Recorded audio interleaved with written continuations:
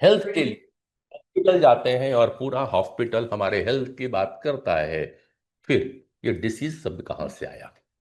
फिर मैं थोड़ा सा और सोचा डॉक्टर साहब, और क्योंकि रिसेंटली मैंने आपको बताया कि मैं भी बीमार पड़ा। हम्म। तो बीमार पड़ा, डॉक्टर ने दवा एकदम लिस्ट निकालनी चालू की, ये टेस्ट ये टेस्ट ये टेस्ट ये टेस्ट। तो मैंने फिर डॉक्टर से पूछा कि आपने इतने सारे मुझे टेस्ट क्यों लिखे? तो बोले पांडे जी, हम ये जानना चाह रहे थे कि आपको कौन कौन सी बीमारी है। मैं कंफ्यूजन में खड़ा हुआ। मैं तो हेल्थ के लिए आया था, हेल्थ केयर सिस्टम में, और ये डिसीज की लंबी लिस्ट मुझे पकड़ा रहे हैं। तब आपका दूसरा टॉपिक मेरे ध्यान में आया, पैथोजेनेसिस वर्सेस सैल्यूटोजेनेसिस। तो आज का टॉपिक भी यही है, विषय यहीं से लेता हूँ। तो डॉक्टर साहब, पहली चीज बात करें, बताएं कि हेल्थ केयर सिस्टम हम कहते हैं, फिर ये डिसीज की लंबी चौड़ी बातचीत ये डॉक्टर क्यों करते हैं? तो सबसे पहले तो ये बात कहेंगे कि प्रॉब्लम डिजीज नहीं है। हम्म। प्रॉब्लम डिजीज की और हेल्थ की डेफिनेशन है। अच्छा। प्रॉब्लम डिजीज नहीं है। फिर हम्म। से कह रहा हूं, प्रॉब्लम है गलत हेल्थ की डेफिनेशन। हमने जो हेल्थ वर्ड है उसकी डेफिनेशन समझी ही नहीं।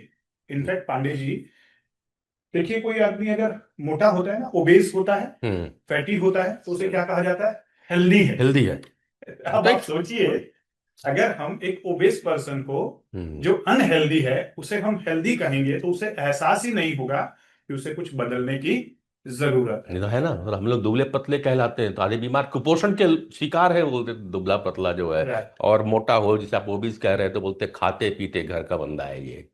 तो तीन चीजें हैं, एक है डिजीज, एक है हेल्थ, दूसरा है disease care versus health care, hmm. और तीसरा है disease care versus health creation.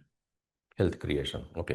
ये तीन चीजों पे हम साथ बात को समझेंगे और फिर बाद में समझेंगे पैथोजेनेसिस और सैल्यूटोजेनेसिस, ये क्या दो नई टर्म्स हैं, और कैसे एक नया हेल्थ केयर मॉडल जो आज के समय की जरूरत है, क्योंकि आज लगातार lifestyle diseases, non communicable disease, psychosomatic disease, mental health issues, इनकी भरमार होते जा रही है। तो ऐसे में जो हमारा मॉडर्न मेडिकल सिस्टम है वो अपनी जगह बहुत अच्छा काम कर रहा है, डिजीज के डायग्नोसिस में, एक्यूट इमरजेंसीज में, डिजीज के मैनेजमेंट में। हम्म। हम इस सेमिनार में या इस वेबिनार में ये नहीं कह रहे हैं कि मॉडर्न मेडिकल सिस्टम की जरूरत नहीं है। वो तो हमें रखना ही होगा और उसे और डेवलप और इवॉल्व डे बाय डे करते जाना होगा, और नए हॉस्पिटल्स और नए मेडिकल कॉलेजेस खोलते जाने होंगे। लेकिन साइड बाय साइड जो एक लैकुना है, एक सोसाइटी के अंदर एक लैकिंग है, वो है हेल्थ केयर सिस्टम की। जनरली हम ये समझते हैं कि जो हॉस्पिटल्स हैं वो हेल्थ केयर सिस्टम है। हम्म। नहीं, वो डिजीज केयर सिस्टम है।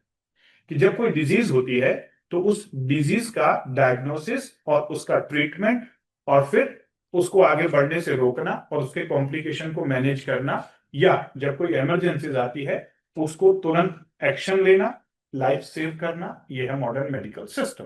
चलिए, मैं एक जो विषय है उस पे, आपने नीचे लिखा पैथोजेनेसिस, डिसीज, यानी डिसीज की जानकारी लेना ही पैथोजेनेसिस है। पहला क्वेश्चन तो मेरे हिसाब से ये समझू सामान्य भाषा में।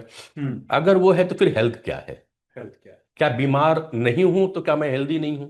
है? अब ये राइट। भी प्रश्न आता है ना। और बीमार हूं तो फिर हेल्थ कहाँ है? राइट।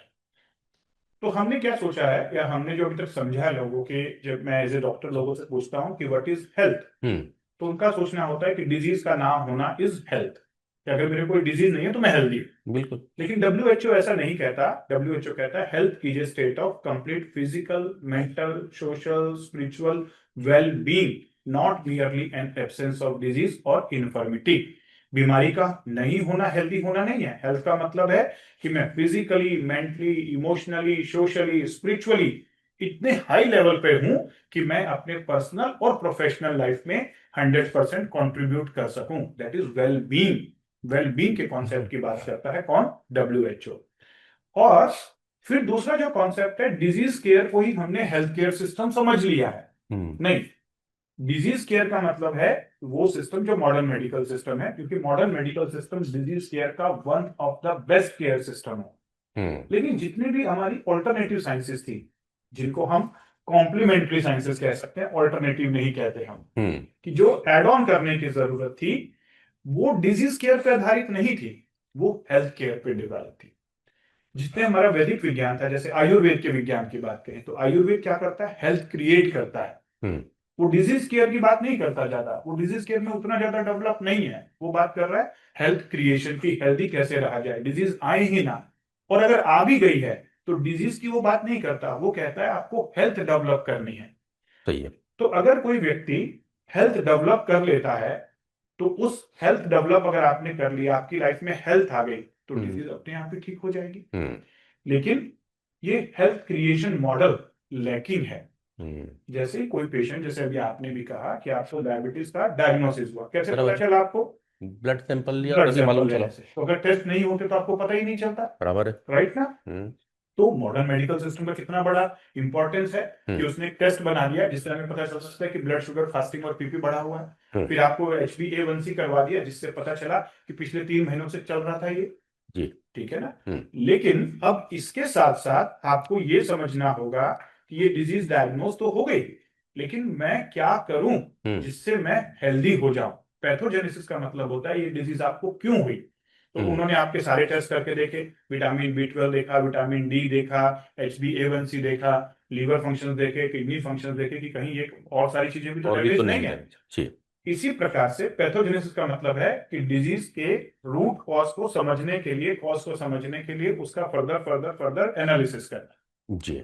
ठीक है। व्हाट क्रिएटेड डिजीज, डिजीज हम्म। क्यों पैदा हुई, दैट इज पैथोजेनेसिस। ये एक पार्ट जो आपने डॉक्टर साहब बोला, मैं बीच में इंटरप्ट कर रहा हूँ, बात अभी मेरे भी डिसीज की जब आ गई डायबिटीज की, तो मैं एक और कहा, जो अभी हमने आयुर्वेद का नाम आपने लिया, तो जब डिसीज में बात हो तो प्रॉपर मालूम चला कि आपका शुगर का लेवल बढ़ गया है एक, तो हम उसके ट्रीटमेंट पे लगते हैं। राइट। लेकिन जब आयुर्वेद या हम जो अल्टरनेटिव थेरेपी हैं, अदर साइंसेस है, तो उन्होंने पूछना चालू किया कि आपकी दिनचर्या क्या है। हम्म। ठीक है, आप सोते कब हो, जगते कब हो, खाते क्या हो, किस टाइम खाते हो। उन्होंने ये पूछा कि आपका मोशन कैसा होता है, और मैं थोड़ा सा समझने लगा कि मेरी डायबिटीज से मेरे मोशन का क्या संबंध है, मेरे सोने का क्या संबंध है। उन्होंने मुझसे पूछा आप काम क्या करते हो। राइट। तो ये सारी चीजें आई। क्या ये हेल्थ का एक पार्ट है? अब दूसरा जो टर्म है वो है सेल्यूटोजेनेसिस। हम्म। सेल्यूटोजेनेसिस मतलब व्हाट क्रिएट हेल्थ, हेल्दी कैसे हेल्दी रहा कैसे जाए, रहा जाए। हेल्थ वापस कैसे रिगेन की जाए। हम्म। तो जनरली हम ये पूछते हैं कि मेरे को बीमारी क्यों हुई, बट ये नहीं पूछते सर मैं हेल्दी कैसे रहूं। और अगर हेल्थ क्रिएट हो गई तो डिजीज और हेल्थ एक दूसरे के अपोजिट हैं, हम्म। दोनों एक साथ नहीं रह सकते। ठीक है। या तो आप डिजीज रहेंगे या आप हम्म। हेल्दी हेल्दी रहेंगे। रहोगे। और डिजीजेस शायद 1 लाख से भी ज्यादा है। हम्म। एक डिजीज को आपने ठीक कर लिया, दूसरी डिजीज होने की संभावना है। हम्म। दूसरी को भी ठीक कर लिया, तीसरी होने की संभावना है। हम्म। और आजकल तो लोग मल्टीपल डिजीजेस के साथ जी रहे हैं। हम्म। और हम जनरली एक एक डिजीज को समझना शुरू करते हैं, और आजकल तो हमारे पास AI है, गूगल है, तो हम अपनी डिजीज के बारे में डीपर से डीपर जाके समझने की कोशिश करते हैं, क्यों हुई, क्या क्या कारण है, क्या क्या कॉम्प्लिकेशन हो सकते हैं, क्या दवाइयां हैं, क्या इलाज है। ठीक है। लेकिन दूसरी तरफ है हेल्थ केवल एक है। हम्म। अगर आपने हेल्थ अचीव कर लिया तो इतनी सारी डिजीज के बारे में समझने की जरूरत नहीं होगी। हम्म। तो सेरोटोजेनेसिस वो मॉडल था जिसमें हेल्थ क्रिएशन समझा जाता था। और हमारा जो वैदिक विज्ञान था, वैदिक सिस्टम, वो सेरोटोजेनेसिस मॉडल पे आधारित कि कौन से फैक्टर हैं जो हेल्थ पैदा करते हैं।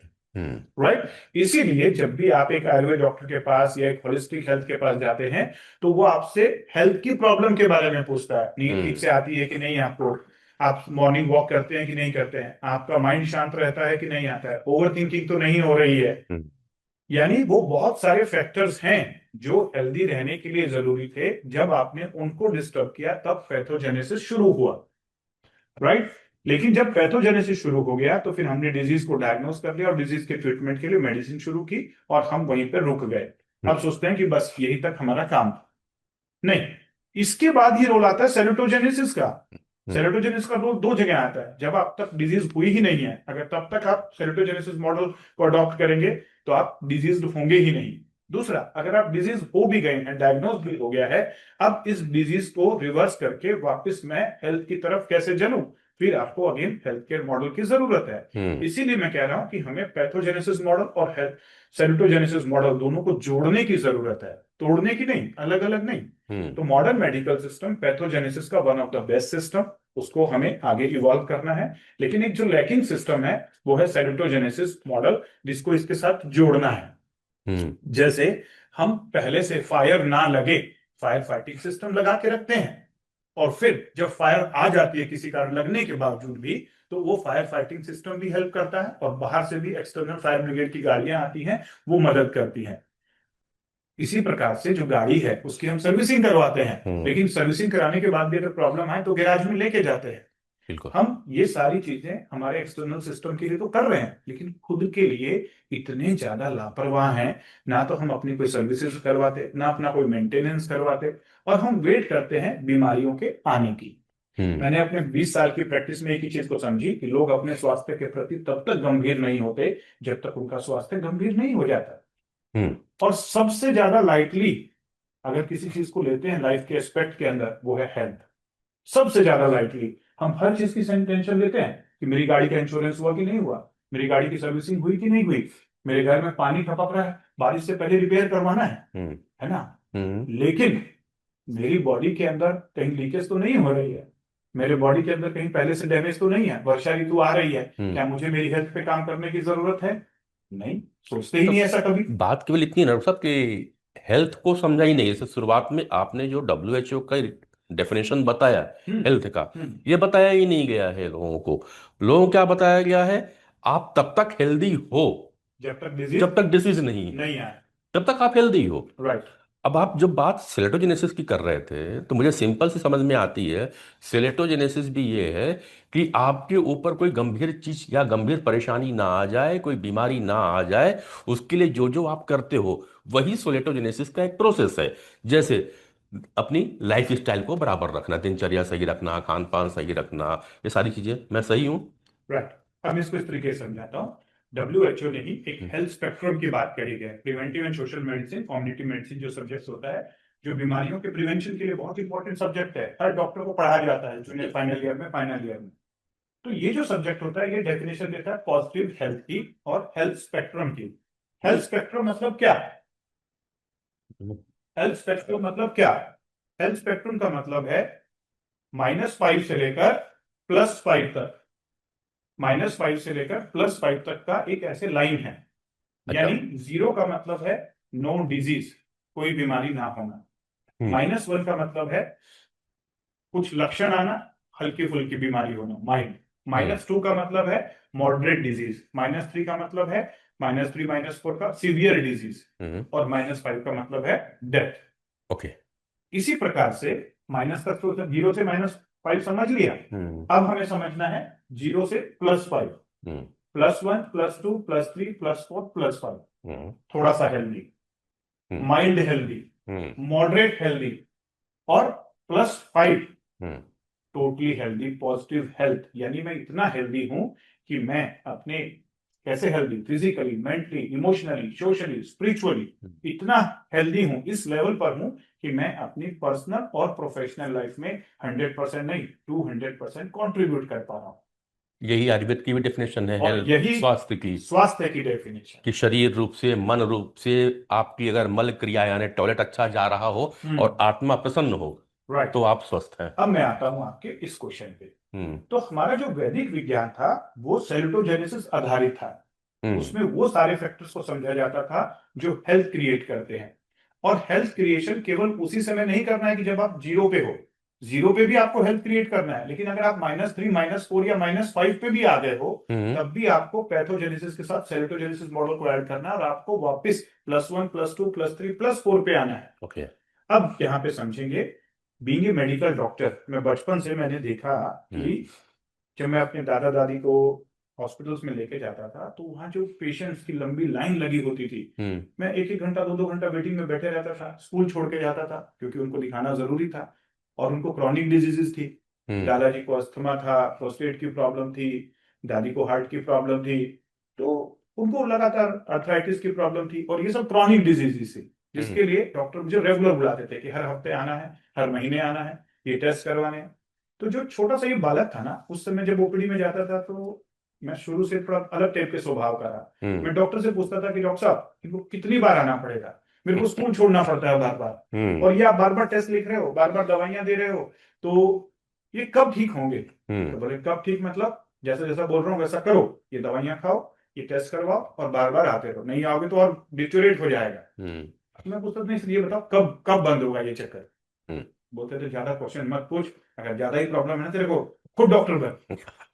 हाँ। तो ये छोटी सी बात उस बच्चे के दिल पे लग गई और उसने वहीं से ठान लिया था कि डॉक्टर बनूंगा। हम्म। बन गया डॉक्टर। बोलते ना, जो ठान लो और जिद करो तो फिर दुनिया बदलती है और कायनात भी आपका साथ देती बिल्कुल है। देती है। आए संघर्ष लेकिन बन गए। बनने के बाद मैंने एमबीबीएस किया, एमएस किया, आई सर्जन बन गया और प्राइवेट प्रैक्टिस भी अच्छे से स्टार्ट की। और भगवान ने साथ भी दिया, शिद्दत से मेहनत की, शिद्दत से इंटेंशन से हमने लोगों का इलाज किया और बहुत अच्छा रिजल्ट मिलते लगा। करते करते करते सब कुछ अचीव करने के बाद भी जब मैं पेशेंट के पास बैठता था और लोगों को देखता था ओपीडी में, तो मुझे कई बार लगता था कि नहीं, इलाज तो अब कर रहे हैं लेकिन परमानेंट सॉल्यूशन लोगों को नहीं मिल रहा। हम्म। हाँ, ऑप्थेल्मोलॉजी डिपार्टमेंट तो फिर भी अच्छा है, वहां केवल हम कैटरेक्ट का ऑपरेशन किए तुरंत उसको दिखना शुरू हो गया। नसूर। लेकिन ऐसे बहुत सारे पेशेंट आते थे।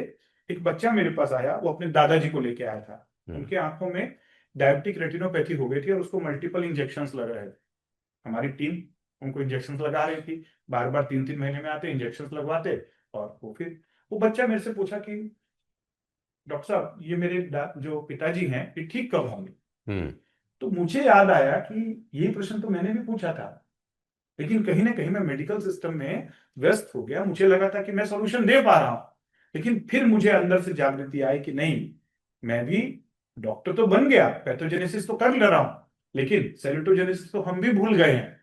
हम डायबिटिक रेटिनोपैथी का ट्रीटमेंट कर रहे हैं लेकिन डायबिटीज का नहीं कर रहे हैं। बराबर।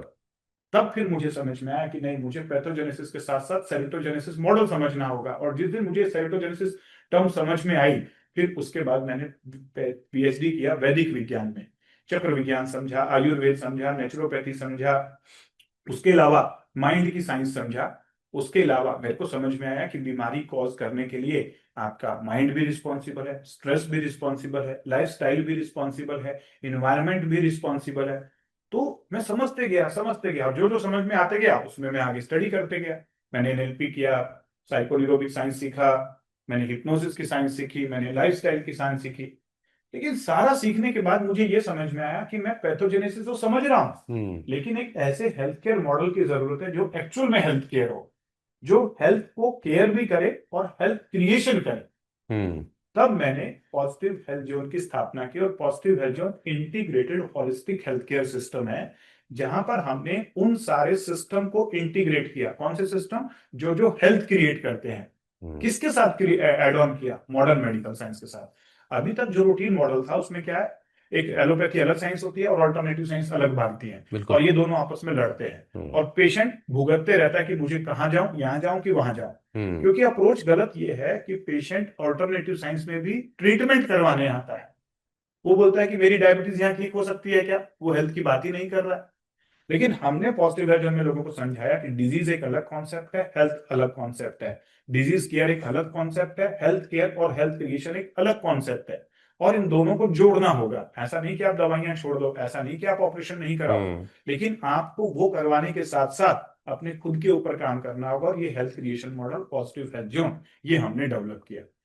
इनफैक्ट तो पांडे जी में तो एक छोटे मिलाकर, से हाँ, मॉडल से अपन दिखाना चाहेंगे दो इसको। दो चीजें आ रही हैं। एक हुआ पैथोजेनेसिस जो कहता है कि बीमारी कैसे हुई, यस। और सेलेटोजेनेसिस ये कहता है कि आप हेल्दी कैसे रह कैसे सकते रहें। हैं, स्वस्थ कैसे रह सकते हैं। बीमार मैं भी हो गया दोस्तों। अभी 10 तारीख को टेस्ट कराया, 10.2 का HbA1c आया और 90 दिन का मैंने चैलेंज लिया है सिलेटोजेनेसिस के थ्रू कैसे ठीक हो सकते हैं। पॉजिटिव हेल्थ जोन के लिए एक छोटा सा वीडियो देखिए, फिर हम लौट के आते हैं।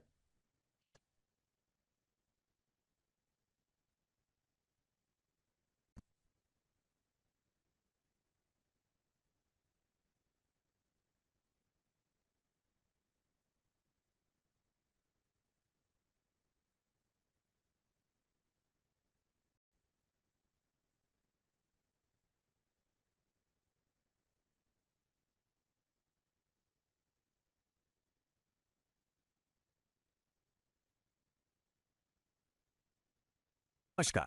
आज हम जिस सोर्स मटेरियल को डिकोड करने वाले हैं वो हमारी जिंदगी के सबसे अहम हिस्से से जुड़ा है, हमारी हेल्थ, हमारी वेलबींग। अब देखिए, हमने हमेशा हेल्थ को सिर्फ एक फिट बॉडी के नजरिए से देखा है ना? पर आज हम एक बिल्कुल नया एंगल एक्सप्लोर करेंगे। तो सबसे पहले इस सवाल से शुरुआत करते हैं, आज दुनिया की सबसे बड़ी समस्या आखिर है क्या? आज की मॉडर्न सोसाइटी एक ऐसी इनविजिबल महामारी से गुजर रही है, एक ऐसी साइलेंट प्रॉब्लम जो लगभग हर इंसान रोज फेस कर रहा है। इंसान का खुद से डिस्कनेक्ट हो जाना। सुनने में थोड़ा अजीब लगा ना? बाहर से देखिए तो सब कुछ बिल्कुल नॉर्मल लगता है। लोग सुबह उठते हैं, काम पर जाते हैं, दोस्तों से मिलते हैं, हंसते मुस्कुराते हैं। पर अंदर अंदर एक बहुत बड़ा सन्नाटा और भारी डिस्कनेक्शन चल रहा है। इन चीजों पर थोड़ा ध्यान दीजिए। स्ट्रेस, एंजाइटी, रात भर बैठकर ओवरथिंकिंग करना, दिमाग में एक अजीब सा फॉग या उलझन महसूस होना, एनर्जी बिल्कुल जीरो फील होना और हमारे आपसी रिश्तों में दरार। ये सब क्या है? ये असल में हमारे अंदर चल रहे उस डीप डिस्कनेक्शन के छिपे हुए लक्षण हैं। बाहर से हम दुनिया को दिखाते हैं कि आई एम परफेक्टली फाइन, पर अंदर ही अंदर इन सब चीजों से एक कांस्टेंट फाइट चल रही है। हमारा बाहरी दिखावा और अंदरूनी सच्चाई अब बिल्कुल अलग दिशा में जा चुके हैं। और इस प्रॉब्लम का हम करते क्या हैं? अगर बॉडी में दर्द है तो हम भागकर डॉक्टर के पास जाते हैं। माइंड थोड़ा परेशान है तो साइकोलॉजिस्ट का अपॉइंटमेंट लेते हैं। और अगर जिंदगी में कुछ समझ नहीं आ रहा तो लाइफ और सोल की शांति के लिए किसी गुरु के पास पहुंच जाते हैं। हम प्रैक्टिकली खुद को एक मशीन के अलग अलग पुर्जों की तरह ट्रीट कर रहे हैं। इंसान अपने आप में एक कंप्लीट सिस्टम है, पर उसे टुकड़ों में बांटकर उसकी मरम्मत की जा रही है। जरूरी नहीं कि हर मशीन खराब हो सकता है कि मेन करंट ही डिस्टर्ब हो। इसे ऐसे समझते हैं। मान लीजिए एक बहुत बड़ी बिल्डिंग है। अचानक से वहां पंखा चलना बंद हो जाता है, लिफ्ट अटक जाती है और वाटर पंप भी पानी देना बंद कर देता है। अब ऐसे में क्या हर एक मशीन के मैकेनिक को अलग अलग बुलाना समझदारी होगी? बिल्कुल नहीं। लॉजिक यही कहता है कि फॉल्ट इन 3 अलग अलग मशीनों में नहीं है, बल्कि उस बिल्डिंग के मेन करंट में है। जब पावर सप्लाई में गड़बड़ हो तो उससे जुड़ी हर चीज अपने आप काम करना बंद कर देगी। अब इस बिल्डिंग वाले लॉजिक को सीधे हमारी ह्यूमन बॉडी और हेल्थ से कनेक्ट करके देखिए। जो लोग हर छोटी प्रॉब्लम जैसे दर्द, नींद ना आना या स्ट्रेस के लिए अलग अलग दवाइयां खा रहे हैं, वो असल में सिर्फ और सिर्फ उन टूटी हुई मशीनों को रिपेयर करने में लगे हैं। यानी वो सिर्फ सिम्टम्स को ट्रीट कर रहे हैं। असली जरूरत क्या है? असली जरूरत है उस रूट एनर्जी को, शरीर के उस मेन करंट को ठीक करने की, जो इन सब को चला रहा है। सिर्फ बाहरी लक्षणों को दबाना और असली जड़ पर ध्यान ना देना, यही हमारी आज के हेल्थ केयर अप्रोच की सबसे बड़ी खामी है। तो फिर सही अप्रोच क्या होनी चाहिए? एक नया नजरिया, the MBBS model, complete human systems के लिए एक हॉलिस्टिक फ्रेमवर्क। यहां पॉजिटिव हेल्थ जोन एक बहुत ही व्यापक और शानदार फ्रेमवर्क पेश करता है। यहां एमबीबीएस किसी मेडिकल डिग्री का नाम नहीं है। एम से माइंड यानी मन, पहले बी से ब्रेन यानी मस्तिष्क, दूसरे बी से बॉडी यानी शरीर और एस से सोल यानी आत्मा। इस फ्रेमवर्क का कहना बड़ा सीधा है। हम इंसान इन चारों एलिमेंट से मिलकर बना एक कंप्लीट सिस्टम है। अगर सच में फिट और हेल्दी रहना है तो इन चारों का एक परफेक्ट बैलेंस में होना बहुत जरूरी है। इनमें से एक का भी बैलेंस बिगड़ा तो समझिए अंदर से वो डिस्कनेक्शन महसूस होने लगेगा। तो यहां सबसे अहम सवाल ये उठता है कि वो क्या चीज है जो इन चारों, माइंड, ब्रेन, बॉडी और सोल को जोड़कर रखती है। उस मेन करंट को कहते हैं लाइफ फोर्स एनर्जी, जिसे हम प्राण ऊर्जा भी कहते हैं। यही वो एसेंशियल एनर्जी है जो हमारे पूरे सिस्टम को कनेक्ट करती है और पावर देती है।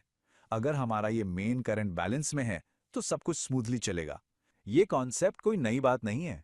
हजारों साल पहले हमारी वैदिक साइंस ने इस पूरे ह्यूमन एनर्जी सिस्टम को, हमारी नाड़ियां, चक्र और प्राण, इन सबको बहुत ही गहराई से समझ लिया था। पर वक्त के साथ क्या हुआ? मॉडर्न हेल्थ केयर ने आकर इसे अलग अलग हिस्सों में तोड़ दिया। बॉडी के लिए अलग डिपार्टमेंट, माइंड की साइकोलॉजी अलग और स्पिरिचुअलिटी को तो बिल्कुल ही अलग रख दिया गया।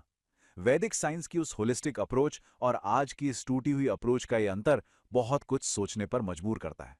जब ये लाइफ फोर्स एनर्जी अनबैलेंस होती है तो होता क्या है? असल में एक पूरी चेन रिएक्शन शुरू होती है। सबसे पहले एनर्जी असंतुलित होती है। उसके तुरंत बाद माइंड डिस्टर्ब होने लगता है। विचारों की उथल पुथल मच जाती है।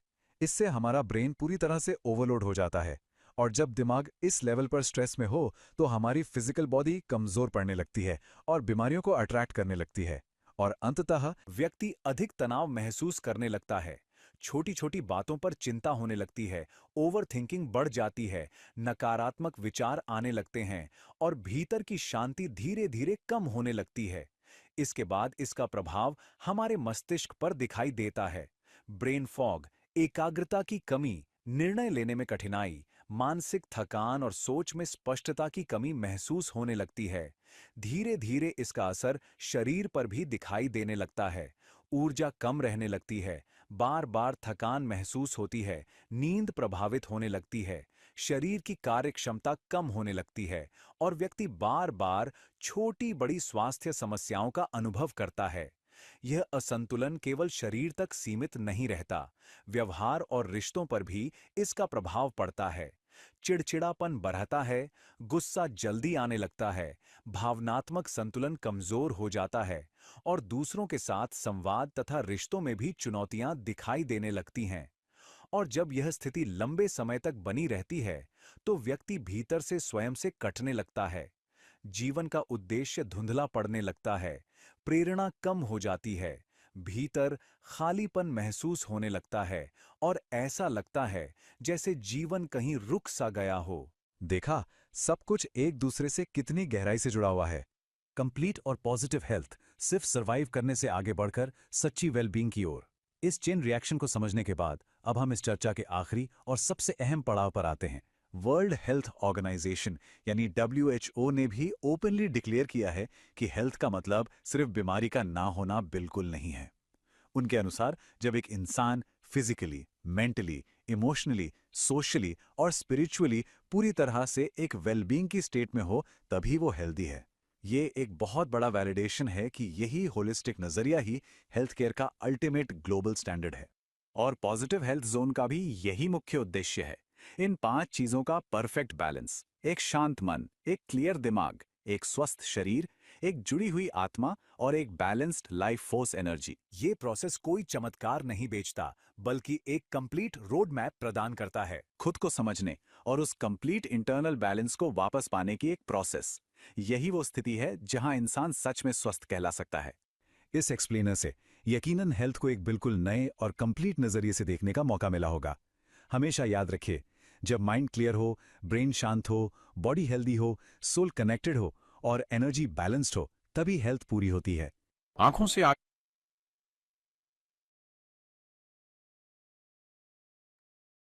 तो वापस आप सभी का स्वागत। और अभी आपने जो वीडियो देखा, समझ तो गए होंगे कि पॉजिटिव हेल्थ जोन कैसे काम करता है। और पॉजिटिव हेल्थ जोन बीमारी पे नहीं, हेल्थ पर, और हेल्थ पर ही नहीं, पॉजिटिव हेल्थ की बात करता है।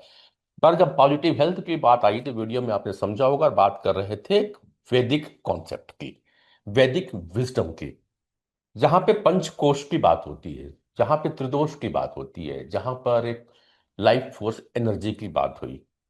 इस पॉइंट को अब यहां समझेंगे सेलेटोजेनेसिस के कॉन्सेप्ट में, यह कैसे यूजफुल होती है, कैसे काम करती है, पंचकोश क्या है, ये चक्र क्या है, लाइफ फोर्स एनर्जी क्या है, और ये कैसे हमें हेल्दी रखने में मदद करती है, हेल्थ क्रिएशन पे कैसे हेल्प करती है। डॉक्टर अनिल जी। तो वापस मैं अपनी जर्नी पे ही चलता हूँ। जब उस बच्चे ने मुझसे प्रश्न पूछा था, उस बच्चे के प्रश्न के बाद से मैंने पैथोजेनेसिस को और डीपली समझा। मुझे समझ में आया कि माइंड, ब्रेन, बॉडी, सोल, ये हमारे 4 कंपोनेंट है। बहुत सारी बीमारियां बॉडी की वजह से हैं, लाइफस्टाइल की वजह से, सेडेंटरी लाइफस्टाइल की वजह से, बहुत सारे डाइट की वजह से हैं, जो अनहाइजीनिक फूड खा रहे हैं, अनहेल्दी फूड खा रहे हैं, बहुत सारे मेंटल इमोशनल स्ट्रेस की वजह से हैं, बहुत सारे जो सोल से डिस्कनेक्ट हो गए हैं, स्पिरिचुअल हेल्थ के ना होने की वजह से हैं। तो पैथोजेनेसिस मॉडल में समझते क्या मुझे समझ में आया, माइंड, ब्रेन, बॉडी, सोल हैं, लेकिन ये सब आपस में डिस्कनेक्टेड हैं और लोग अलग अलग जगह पर इनके ट्रीटमेंट करवा रहे हैं। माइंड का अलग, बॉडी का अलग, सोल का अलग, और लाइफस्टाइल का अलग, डाइट का अलग। तो फिर मेरी जो रुझान था वो वैदिक विज्ञान की तरफ गया, और वैदिक विज्ञान सेरोटोजेनेसिस का एक कंप्लीट मॉडल देता है, होलिस्टिक मॉडल, और उसी को हमने पॉजिटिव हेल्थ जोन में लाया। तो वैदिक विज्ञान क्या कहता है, जब मैंने पीएचडी किया तब मैंने समझा कि वो 5 कोश की बात करता है: अन्नमय कोश, प्राणमय कोश, मनोमय कोश, विज्ञानमय कोश, आनंदमय कोश। अन्नमय कोश मतलब फिजिकल बॉडी, मनोमय कोश मतलब कॉन्शियस और सबकॉन्शियस माइंड। बॉडी अनहेल्दी है क्योंकि लाइफस्टाइल ठीक नहीं है, डाइट ठीक नहीं है। माइंड इमोशनली, मेंटली डिस्टर्ब है, ये दोनों भी डिजीज पैदा कर रहे हैं। और इन दोनों के बीच में एक है प्राणमय कोश।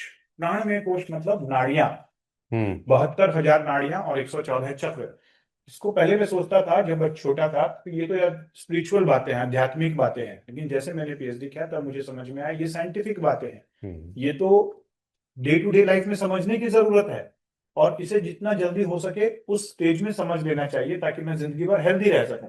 क्योंकि चक्र और नाड़ियों का और लाइफ फोर्स एनर्जी का सीधा संबंध सबसे पहले हमारी फिजिकल हेल्थ के साथ में है, दूसरा हमारी मेंटल हेल्थ के साथ में है, तीसरा इमोशनल हेल्थ के साथ में है, चौथा स्पिरिचुअल हेल्थ के साथ में है, पांचवा हमारे ऑरा और चक्रों के साथ, हमारी पर्सनैलिटी के साथ में है। और यही बात तो डब्ल्यूएचओ कह रहा है।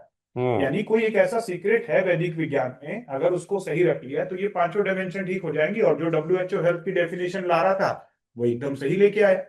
तो वैदिक विज्ञान ने तो इसको पहले से डिकोड कर लिया था। हम्म। तो वहां पर एक लाइफ फोर्स एनर्जी की बात होती थी कि पूरी बॉडी के अंदर जैसे immune system, nervous system, endocrine system है, वैसे ही एक अदृश्य सिस्टम है जिसको हम कह रहे हैं एनर्जी सिस्टम, जिसके अंदर लाइफ फोर्स एनर्जी फ्लो करती है, जो बायो इलेक्ट्रिकल करंट है।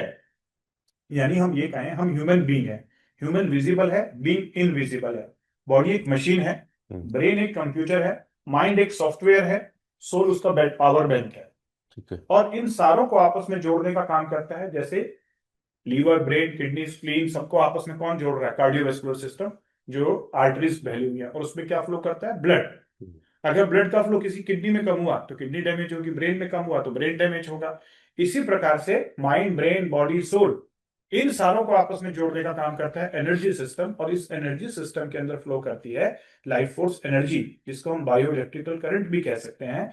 और जब ये एब्सेंट हो जाती है, बंद हो जाती है, जिसको हम कहते हैं डेथ, कि सोल चली गई, लाइफ फोर्स एनर्जी बंद, नाड़ियां चक्रों में एनर्जी का फ्लो बंद हुआ, फिर फिजिकल बॉडी के फंक्शन बंद हो गए।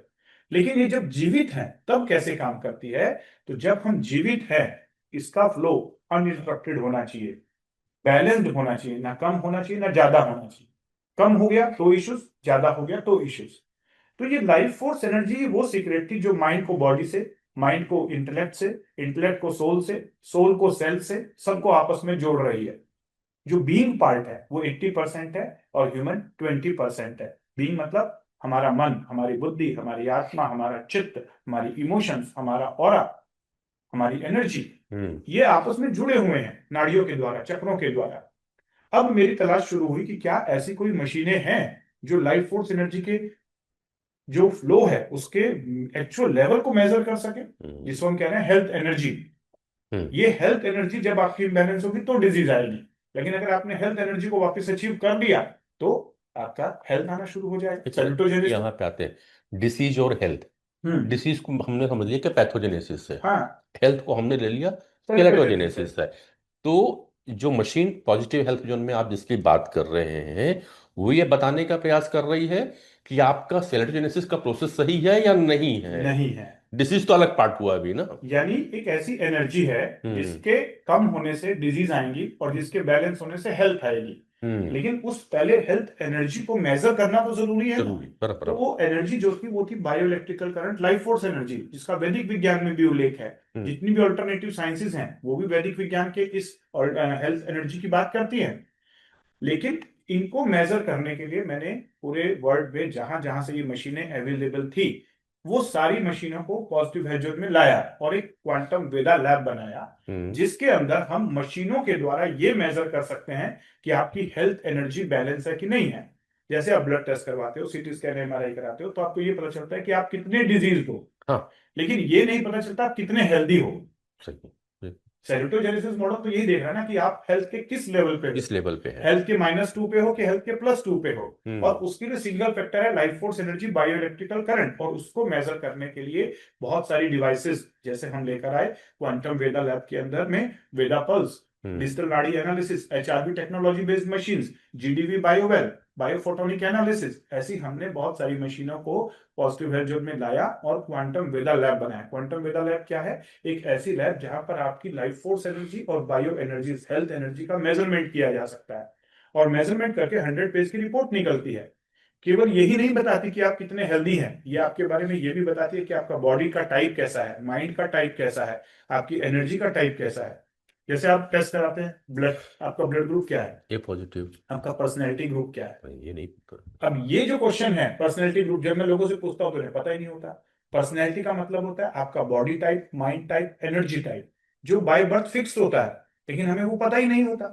वैदिक विज्ञान कहता है हर आदमी अपने आप में यूनिक है, उसका एक अलग टाइप का बॉडी है, अलग टाइप का माइंड है, अलग टाइप का एनर्जी है। 7 टाइप ऑफ बॉडी टाइप होते हैं, 7 type of Seven mind type होते हैं और 7 टाइप एनर्जी टाइप होते हैं। 21 टाइप हो गए। 21 टाइप के अंदर भी परम्यूटेशन कॉम्बिनेशन अगर आप देखोगे तो मोर देन 100 से भी ज्यादा हो जाओगे। हम्म तो आप ये 21 के जो डिफरेंट कॉम्बिनेशन हैं उसमें से आपका कॉम्बिनेशन कैसा है। हम्म जैसे आप ओ पॉजिटिव भी हो सकते हो, ओ नेगेटिव भी हो सकते हो, बराबर बी है। पॉजिटिव भी हो सकते हो, बी नेगेटिव भी हो सकते हो। हम्म यानी एक पॉजिटिव और नेगेटिव और ए बी और ओ है। तो हम्म ऐसे कितने कॉम्बिनेशन बनते हैं, तो इतने प्रकार के ब्लड ग्रुप हो सकते हैं। हम्म उसी प्रकार से 777 21, तो 21 के डिफरेंट कॉम्बिनेशन अगर हम बोलेंगे मोर देन 100 से भी ज्यादा टाइप के लोग होते हैं। हम्म आप उसमें से कौन से हो, क्यों जानना जरूरी है, क्योंकि जब आप ये जानोगे तब आपका आपकी उस पर्सनैलिटी के अकॉर्डिंगली आपका डाइट प्लान, लाइफस्टाइल प्लान, आपका डू एंड डोंट प्लान, हम्म कौन सी डिजीज आपको आने की प्रोबेबिलिटी है, कौन से बिहेवियर आपके होंगे, हम्म आप किस किस बीमारियों को अपने अंदर ला पाओगे, कहाँ कहाँ आपको ठीक करने की जरूरत है, स्ट्रेंथ, वीकनेस, पैशन, ये सारे आपको पहले से ही पता चल जाएंगे। इनफैक्ट मतलब ये बच्चों बता देता है कि मैं पतला दुबला पतला हूं क्यों तो क्यों हूं, वो मोटा है तो क्यों, क्यों है। मेरे को गुस्सा ज्यादा क्यों आता है, वो शांत क्यों रहता है, वो चिड़चिड़ाता क्यों है। और ये सब कहीं ना कहीं हमारी हेल्थ को प्रभावित करती हैं, किसी को डिसीज एसिडिटी ज्यादा होती है, होती है। किसी को जॉइंट पेन ज्यादा होता है, हाँ। किसी को माइग्रेन ज्यादा होता है, हम्म किसी के बाल लंबे लंबे हैं, किसी के बाल कम उम्र में झड़ गए हैं, किसी को स्किन की प्रॉब्लम ज्यादा हो रही है। तो हमारा वैदिक विज्ञान ये ये सारी चीजों पर्सनालिटी को पहले से ये बताता है। पर्सनालिटी है। Yes, hmm, medical science type A और टाइप बी पर्सनैलिटी बोलता है ओनली। मतलब हाँ। टाइप ए का मतलब कि वो पर्सनैलिटी जो ज्यादा स्ट्रेस लेती है, लेकिन वैदिक विज्ञान 100 से भी ज्यादा पर्सनैलिटीज की बात करता है। हम्म और जब मैंने अपना पर्सनैलिटी एनालिसिस किया तो मैं खुद जान के हैरान रह गया कि मुझे बहुत सारे जो अनसुलझे प्रश्न मेरे दिमाग में घूमते थे कि मैं ऐसा क्यों हूँ, वैसा क्यों हूँ, हम्म सारों के आंसर मिल गए। फिर मैंने वही मॉडल को अपने रिलेटिव्स पे लगाया, अपने पेशेंट्स पे लगाया, अपने फ्रेंड सर्कल्स पे लगाया, और जब उनको बताया कि देखो ये तुम्हारी क्वांटम वेदर रिपोर्ट्स के अकॉर्डिंगली ये पता चला, तो वो भी हैरान थे कि यार इतना तो मैं अपने बारे में नहीं जानता जितना तुमने मेरे को अपने बारे में बता दिया। सही है। केवल बताना ही नहीं, केवल जानना ही नहीं अपने बारे में, जानने के बाद यही से स्टेज होती है सेल्फ डिस्कवरी की, हम्म कि मुझे अपने बारे में जानना है कि मैं कैसा हूं, और मेरा personalised customised diet plan, lifestyle plan, do and don't plan, passion plan, lifestyle plan, सब कुछ आपका पर्सनलाइज्ड होना चाहिए, कस्टमाइज्ड होना चाहिए, दूसरों के जैसा नहीं। प्रॉब्लम ये है कि हमें ये पता ही नहीं कि मैं कैसा हूं और मैं दूसरे के जैसा बनने की कोशिश कर रहा हूं। हम्म और इसी को कहते हैं प्रकृति और विकृति। प्रकृति मतलब आपका ओरिजिनल पर्सनैलिटी, विकृति मतलब आपकी डिस्टर्ब पर्सनैलिटी। और बच्चा जब ओरिजिनल होता है शुरू में, फिर धीरे धीरे पेरेंट्स को नकली बनाते जाते हैं कि तू ऐसा बन वैसा बन, और वो भी बनना शुरू कर देता है। और फिर एक बड़ी सी बीमारी उसके पास आ जाती है, या तो मेंटली या साइकोलॉजिकली, फिर उसको वो ट्रीट करते करते करते जिंदगी भर डॉक्टरों के चक्कर काटते जाता है।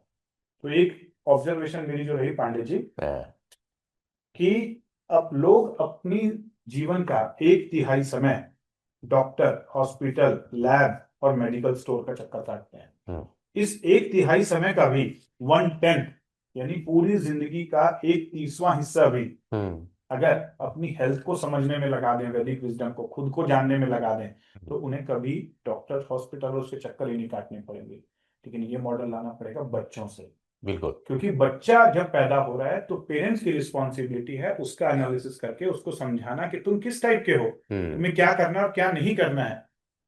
अर्जुन अलग था, अर्जुन पित्त पर्सनैलिटी था, भीम कफ पर्सनैलिटी था, युधिष्ठिर वात पित्त कफ का कॉम्बिनेशन था, रावण कफा पर्सनैलिटी था, कुंभकर्ण कफा का भी डिस्टर्ब पर्सनैलिटी था, मेघनाथ पित्त पर्सनैलिटी थे, राम वात पित्त कफ का बैलेंस थे। तो हर आदमी अलग अलग था।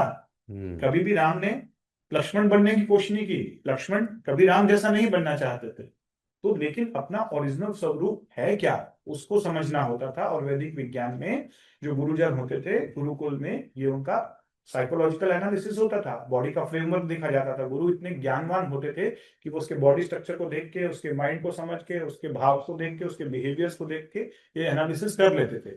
उसी वैदिक विज्ञान को क्वांटम वेदा लैब में मशीनों के द्वारा लाया गया है। अब साइंस एंड टेक्नोलॉजी और एआई इतना एडवांस हो गया है, और ये सब मशीनें जर्मन, रशियन और जापानीज साइंटिस्ट और अमेरिकन साइंटिस्ट के द्वारा डेवलप की गई हैं। वैदिक विजडम हमारा है, इनोवेशंस उनकी है। सबसे अच्छी बात है कि इन चीजों के ऊपर रिसर्च हो रही है।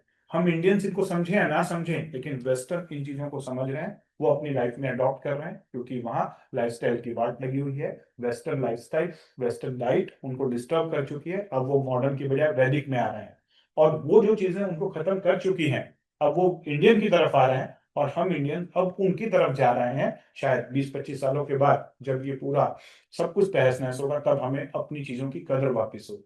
तो मैं लेकर जो आया हूँ वो है क्वांटम वेदा लैब, मॉडर्न विजडम, वैदिक wisdom, modern innovation, personal transformation. ठीक है। तो सब अभी आप बालक की बात की तो मुझे एक बात याद आ गई कि 16 साल का एक भारतीय बालक था और उसके मन में आ गया कि मैं कौन हूं। तो वो कौन की तलाश में जब बैठा तो विनोबा भावे बन गया। मगर शायद अब हमारे बालकों को ये जानने की आवश्यकता बाद में पड़े कि मैं कौन हूं, पहले जाने कि मैं कैसा हूं और मैं ऐसा हूं तो क्यों हूं। है ना, वो मैं एक मूवी भी आई थी ना, मैं ऐसा हूं तो कैसा हूं क्या ऐसा हाँ वो गाने याद नहीं रहते। बट अभी समझने की जरूरत है, इसलिए आपको क्वांटम वेदा में अपने पर्सनालिटी की आवश्यकता है। क्वांटम ये वेदा तो मैं कैसे कह करती है? अभी हाँ आपने एक बात कही ना, मैं कौन हूं, ये हाँ कौन का आंसर जो वैदिक विज्ञान में समझा जाता था, अभी उसी को मॉडर्न वे में समझने की जरूरत है जी कि मैं कौन हूं। क्या मतलब कि मेरा बॉडी टाइप क्या है, माइंड हाँ। टाइप क्या है, मेरा एनर्जी टाइप क्या है, मुझे कैसे रहना है और कैसे नहीं रहना है। फिर उसके आगे का पार्ट आता है कि मेरे जीवन का मकसद क्या है, हाँ। पैशन क्या है, पर्पस क्या है। और हम्म। इंसानों को मिला ले तो वही बोलते हैं हु एम आई। तो जरा समझते हैं एक मॉडर्न समझते हैं एक मॉडल के थ्रू। में।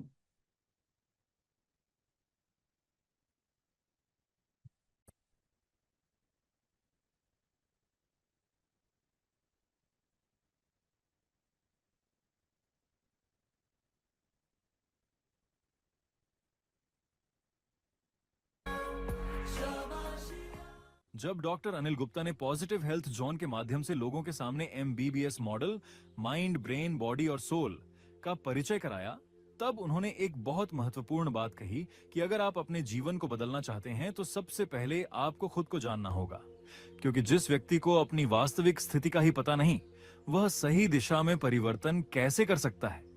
इसी सोच से जन्म हुआ क्वांटम वेदा लैब का। क्वांटम वेदा लैब केवल एक स्कैन नहीं है, बल्कि आपकी सेल्फ डिस्कवरी जर्नी की शुरुआत है।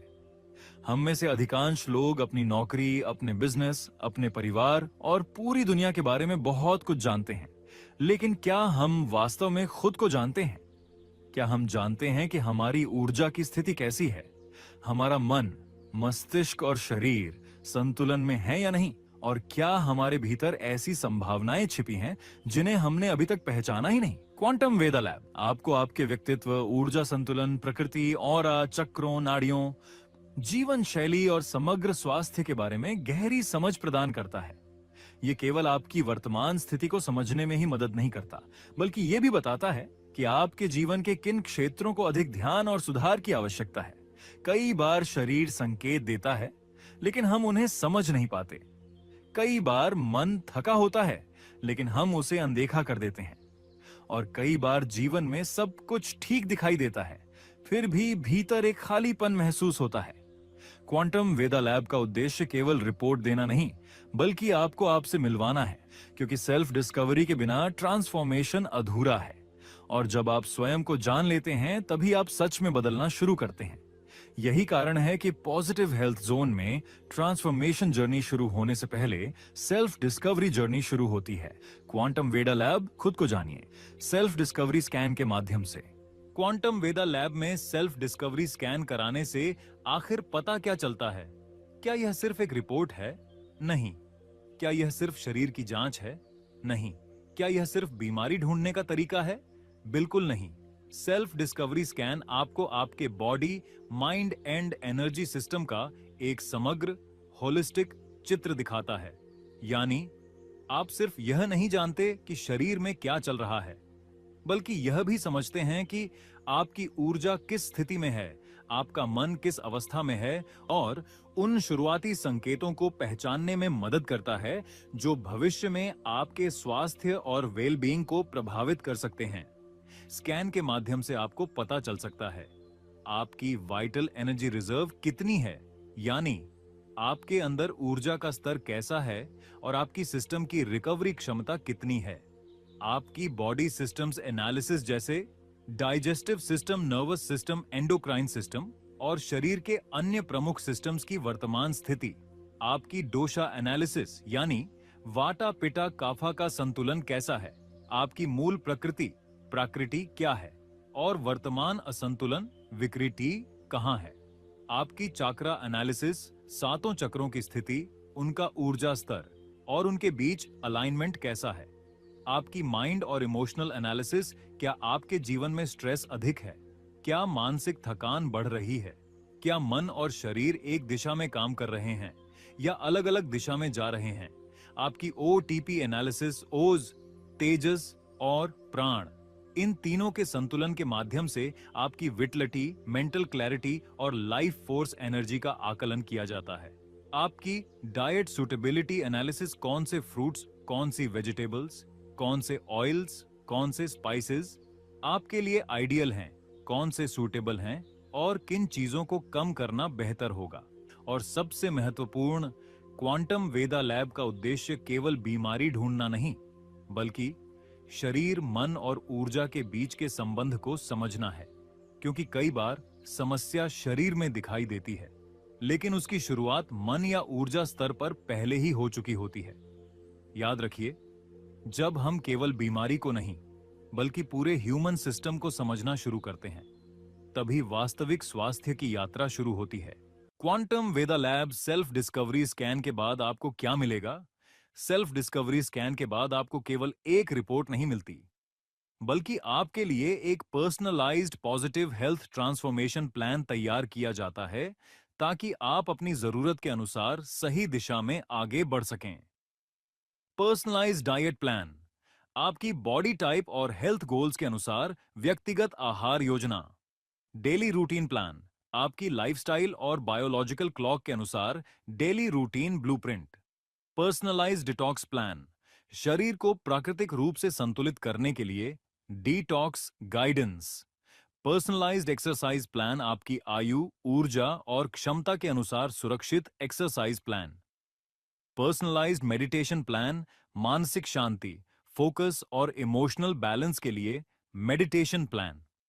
एनर्जी बैलेंसिंग प्लान, आपकी बायो इलेक्ट्रिकल एनर्जी और वाइटैलिटी को बेहतर बनाने के लिए विशेष मार्गदर्शन।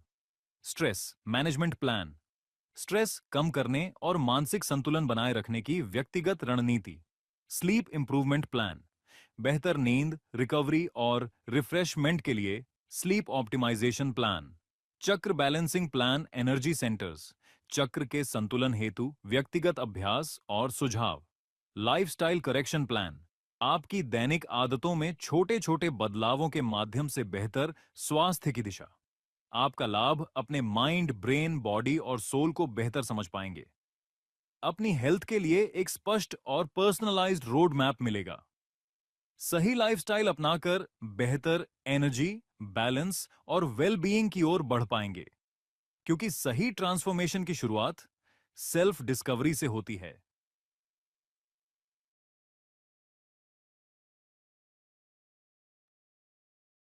तो वीडियो के बाद पुनः आप सभी का स्वागत है और उम्मीद करता हूं कि पॉजिटिव हेल्थ जोन का ये क्वांटम वेदा लैब का जो प्रेजेंटेशन था, वो कुछ कुछ तो आपके कॉन्सेप्ट क्लियर कर दिए होंगे कि पॉजिटिव हेल्थ जोन क्या काम करता है, कैसे काम करता है और आपके लिए कितना यूजफुल है। लेकिन अब प्रश्न एक आपके दिमाग में और आ रहा होगा कि ये पूरा क्वांटम वेदा, मॉडर्न मेडिकल साइंस और आयुर्वेदा का जो इंटीग्रेटेड कॉन्सेप्ट अभी प्रस्तुत किया गया, ऊर्जा के सिद्धांत पर, एनर्जी के प्रिंसिपल पर, ये किसके लिए है? इसको किसकी आवश्यकता है? क्या उन्हें जो बीमार है, या उन्हें जो बीमार नहीं है, या उन्हें जो अपनी हेल्थ को सही रखना चाहते हैं, हेल्थ को फिट रखना चाहते हैं, उनके लिए प्रश्न पूछूंगा। उत्तर और अपने प्रश्नों के साथ आप भी तैयार रहे, क्योंकि जस्ट सेशन के बाद हम आपके प्रश्नों को उत्तर देने की पूरी पूरी प्रयास करेंगे। प्रश्न एक और आता है कि तीन कैटेगरी के लोग बिजनेस में रहते हैं, एक बच्चे हैं, दूसरे बुजुर्ग हैं और तीसरे व्यवसायी हैं, बिजनेस क्लास है या प्रोफेशनल्स हैं। पॉजिटिव हेल्थ जोन का यह कॉन्सेप्ट, ये क्वांटम वेदा किन के लिए है? क्या बच्चों के लिए है जो आज की डेट में कंप्लेन उनके माँ बाप करते हैं कि सुनते नहीं, या उनके लिए है जो अपने सपनों के उड़ान को पूरा करना चाहते हैं, या उनके लिए है जो अब बीमारी के करीब खड़े हुए हैं, जिनकी चारपाई में पैर लग चुके हैं? डॉक्टर अनिल, जो मेरे प्रश्न है शायद ऑडियंस के भी यही होंगे। बिल्कुल।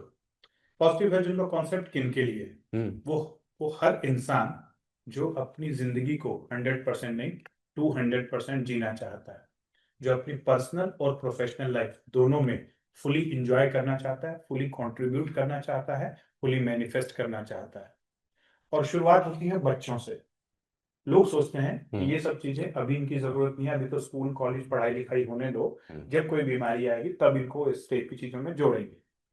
लेकिन आजकल जो देखने को मिल रहा है, जो पेरेंट्स हमारे पास आते हैं बच्चों को लेकर, हमारे पास बहुत सारे पेरेंट्स जुड़ रहे हैं। दो प्रकार के पेरेंट्स आते हैं।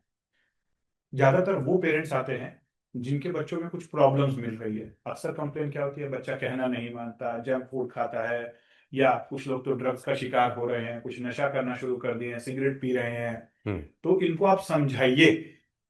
पेरेंट्स जो लेके आते हैं कि काउंसलिंग हो जाए, हम काउंसलिंग तो करते ही हैं, लेकिन काउंसलिंग के बियॉन्ड जब उस बच्चे का ये स्कैम निकल के आता है और उस बच्चे को समझाया जाता है कि देखो भाई, तुम किस टाइप की पर्सनैलिटी है तुम्हारी, और ये सारी चीजें तुम्हारे लिए ठीक ही नहीं है, और तुम्हें क्या बनना है, तो वो बच्चा खुद ही बोलता है कि आज से मैं अपने आप को चेंज कर रहा हूँ। काउंसलिंग की जरूरत ही नहीं पड़ती, कंसल्टेशन से ही समझ में आ जाता है। मैंने ऐसे बहुत सारे पेरेंट्स देखे जो इतने दिनों तक समझा रहे थे बच्चों को, लेकिन कोई बच्चा समझ ही नहीं रहा था, क्योंकि वो बाहरी दुनिया के और मोबाइल के गिरफ्त में थे।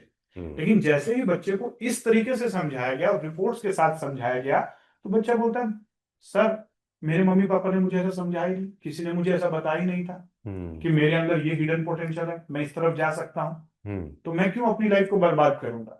हर बच्चा अपने आप को डेवलप करना चाहता है, लेकिन उसके पास नॉलेज नहीं है, सही डायरेक्शंस नहीं है। एनर्जी बहुत है, लेकिन ये एनर्जी गलत डायरेक्शन में जा रही है, और उस बच्चे के माइंड को या तो मोबाइल हाईजैक कर रहा है या दूसरे लोग हाईजैक कर रहे हैं।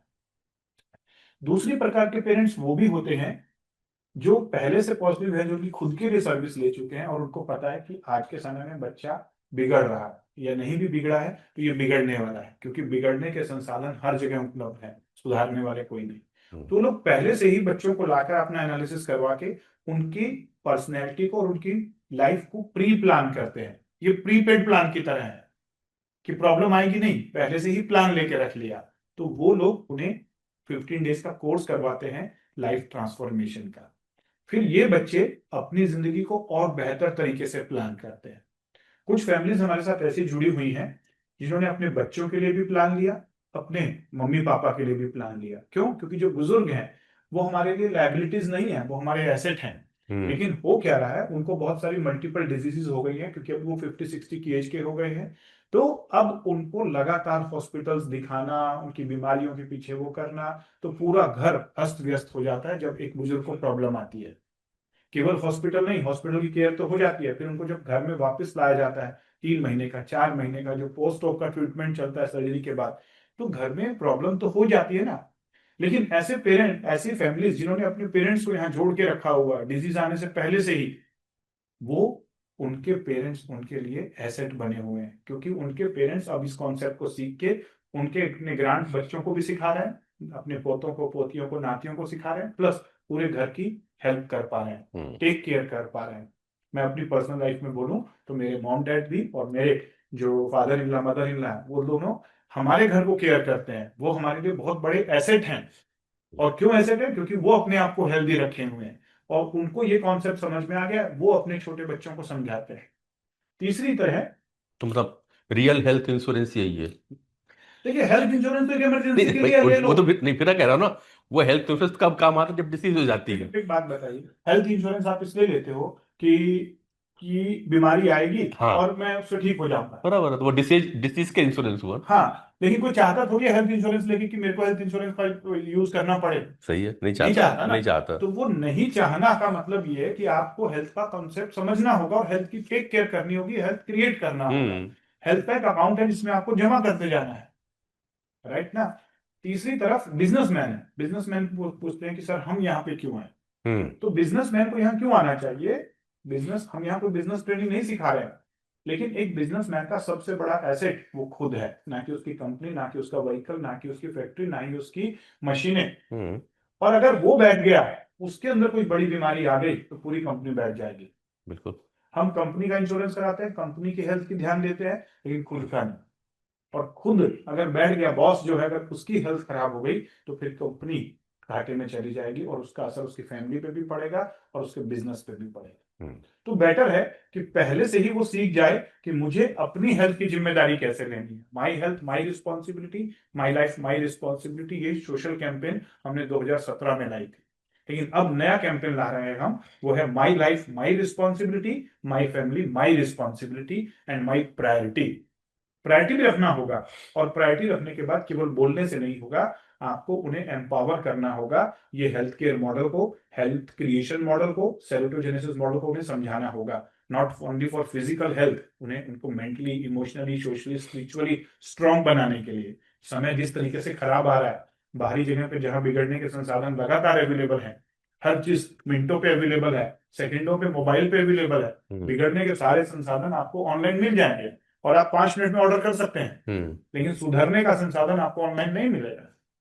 बिल्कुल। ऐसे में पॉजिटिव हेल्थ मॉडल, सेरोटोजेनेसिस मॉडल और ज्यादा इंपॉर्टेंट हो जाता है। और ये केवल हेल्थ का मॉडल नहीं है, वैदिक wisdom, modern innovation, personal transformation, ये उन लोगों के लिए जो अपनी जिंदगी को ट्रांसफॉर्म करना चाहते हैं और बेहतर बनाना चाह रहे हैं, अपग्रेड करना चाह रहे हैं।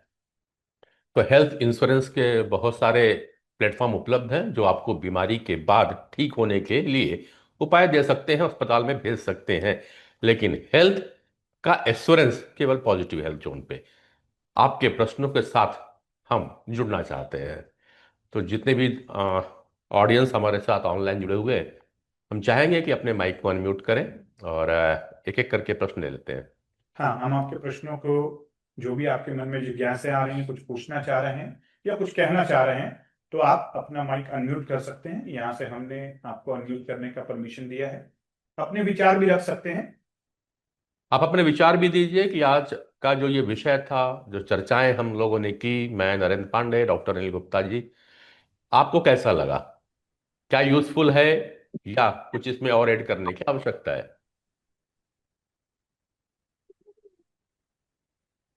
सर नमस्कार, मैं सुरेंद्र बोल रहा हूँ। हाँ जी सुरेंद्र जी, नमस्कार, कैसे हैं आप? बढ़िया हूँ सर, आप लोग कैसे हैं? शानदार, बताइए। सर डेली बेसिस से ऊर्जा 30 से ऊपर होने चाहिए। कम होता है तो शरीर में जो सारी चीजें होना रहता है सही से नहीं हो पाता है, हम्म। सही से हम काम नहीं कर पाते हैं। हम्म। जहां तक मुझे जानकारी है 30 से ऊपर होना चाहिए। तो क्या सर ये 30 से, अगर हमारा शरीर का एनर्जी हम योगा करते हैं और बाकी सारी चीजें ये करके मेंटेन रखते हैं 30 से 40 के बीच में, 35 से 40 के बीच में, तो इसका क्या साइन सिम्टम होगा सर जो हमें महसूस होने लगेगा कि बिल्कुल। हम बहुत अच्छे से हमारा एनर्जी 35 से 40 के बीच में मेंटेन होने लगा है? राइट। देखिए, जो नॉर्मल एनर्जी होती है वो होती है 40 से 60। अपने को जो मेंटेन करनी है 40 से 60।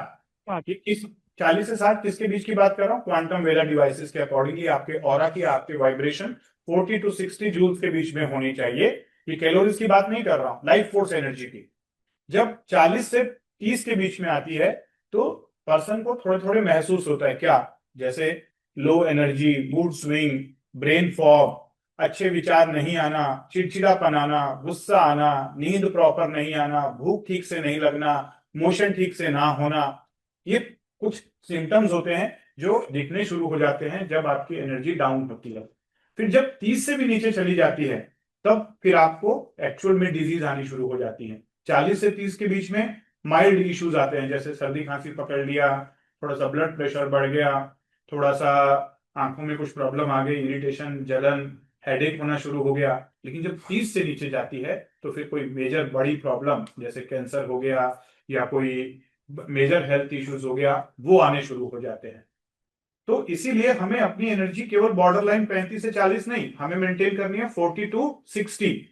और आज के समय में लोग कहते भी हैं कि यार तुम्हारा वाइब्रेशन अच्छा नहीं है। यूथ जेनजी कहता है ना, डूड तुम्हारा वाइब डाउन चला गया है, ठीक नहीं है। तो ये वाइब्स क्वांटम वेदा लैब में मेजर होता है और हम यूथ को समझाते हैं कि आपको केवल बोलना नहीं है, एक्चुअल में अपनी वाइब्रेशन मेजर करनी है और मेजर करके उसे मेंटेन करना है। कितने पे?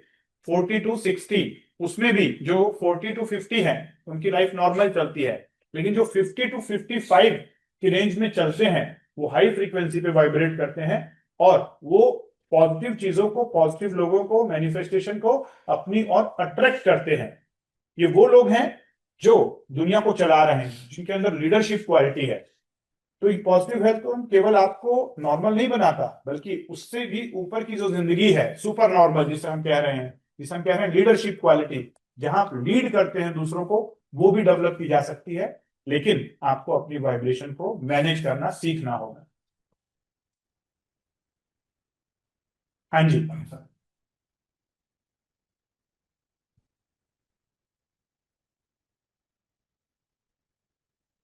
और किसी का कोई प्रश्न है?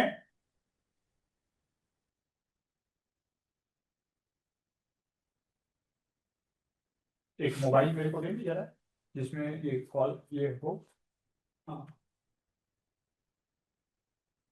जिसमें मैं देख पाऊँ कौन कौन लोग जुड़े हुए हैं। हाँ, बट मैं इतनी दूर से दूर से दिखाई नहीं दे रहा है। पॉजिटिव है जो में भी कुछ लोग बैठे हुए हैं। अगर वहां से कुछ प्रश्न पूछना चाहें या अपने कुछ सुझाव देना चाहें या अपने विचार रखना चाहें, तो आप वहां से भी कनेक्ट हो सकते हैं। विशाल जी सामने मैं देख पा रहा हूं आपको।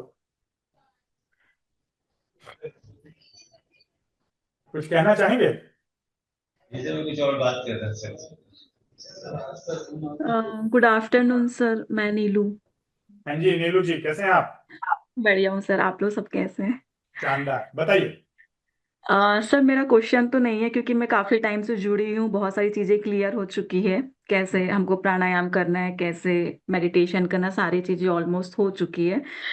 मेरा एक माइंड पे आया, मैं भी बहुत टाइम से सुन रही हूँ, और आपका भी मैंने बचपना का वीडियो देखा है, एसबीएस हॉस्पिटल में भी आई तब भी देखा है। तो सर मेरे एक मन में बहुत टाइम से ख्याल है, जब से मैंने ये आना छोड़ा है, क्योंकि हर बार पॉसिबल नहीं होता है, तो क्यों ना इसकी एक छोटी सी ब्रांच और किसी छोटे शहर में, जो थोड़ा और वहां पर के 5-6 एरिया को कवर कर सके, क्योंकि ये सबके लिए बहुत जरूरी है, वो गांव का हो या शहर का हो।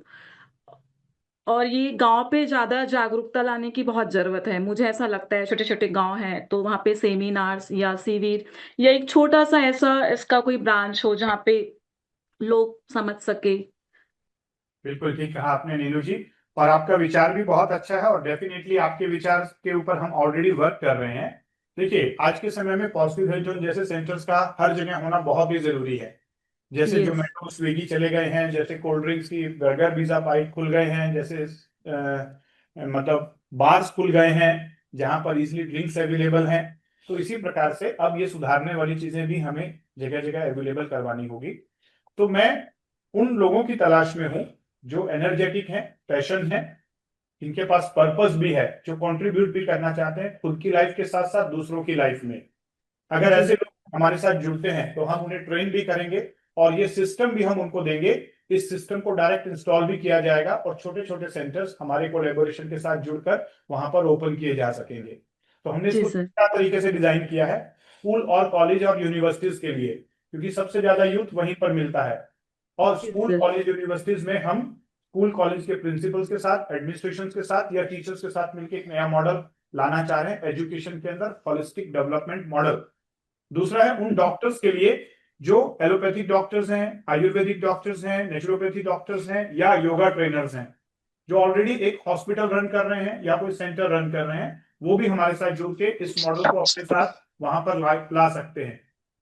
तीसरा है कॉर्पोरेट सेक्टर्स, जहां पर बड़े बड़े कंपनीज हैं जो अपने कॉर्पोरेट वेलनेस के लिए, अपने एम्प्लॉयज के लिए, साथ ही साथ उन लोगों के लिए जो उनके कस्टमर्स हैं, उनके लिए भी ये मॉडल ला सकते हैं।